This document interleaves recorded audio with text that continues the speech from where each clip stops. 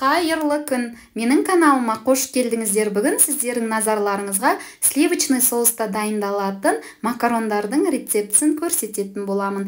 Ең алдымен суымызды қайнатып, татымына қарай тұз қостық және үстінен өзімізге қажетті макарондарымызды салып, 10 минут уақыт аралығында макарондар толыққанды піскенше пісіріп алатын боламыз. Осы уақыт аралығында құрғақ табамызға ұнымызды салып, 2 минут уақыт аралығында баяу отта қуыратын боламын. Ұнның қоңыр түске немесе сары түске енуі маңызды емес. Келесі кезекте осы ұнның үстінен сары майды салып, сары май толыққанды ерігенше жақсылап араластырып аламын.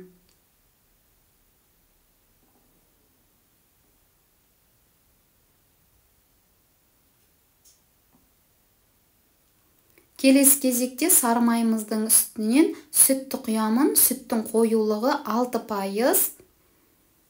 Және осы сүтті ұнымыздың түйіршіктері кеткенше венчиктің көмегімен жақсылап араластырамын. Отты өте баяу отқа қойып жасаған дұрыс. Татымына қарай тұз, қара бұрыш қосамын.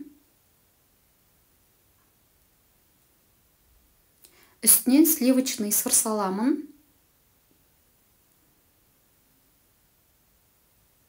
Осы сәтте оттың астын өшіріп, сливочный сырымыз толыққанды ерігенше араластыратын боламын.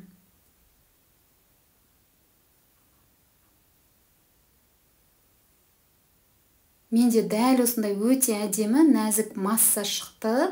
Осы массамыздың үстінен пісіп тұрған ыстық макарондарымызды салып, жақсылап отырып араластыратын боламын. Біздің макарондарымыз осы сливочный сырдың дәмін өзіне алуы қажет, сіңуі қажет. Сол себепті жақсылап араластырған дұрыс.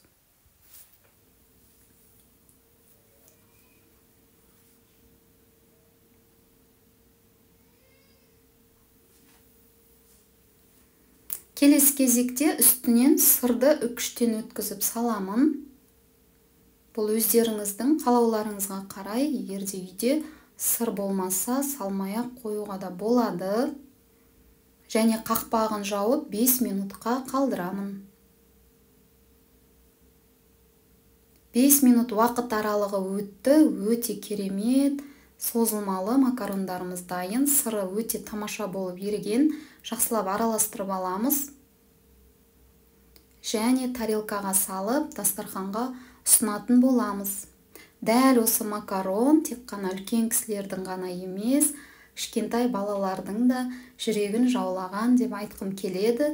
Үйде балаларыңыз тамақ жемейтін болса, дәл осы макаронды жасап беруге кеңес беремін. Өте тойымды, жасалу жолы оңай. Макарондардың бірі өте денсаулыққа пайдалы деп айтқым келеді. Менің каналыма әлі тіркелмеген болсаңыздар, каналыма тіркеліп, лайк басып, комментарийға жаза кетіңіздер.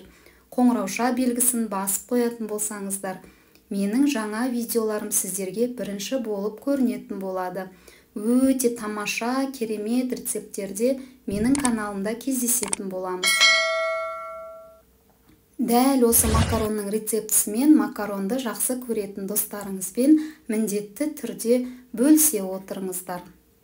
Сіздермен бірге болған Мақпал Ерболатқызы керемет рецептте, керемет видеода кездескенше сау болыңыздар деп айтқым келеді. Назарларыңызға көптен көп рахмет, сіздерге ас болсын.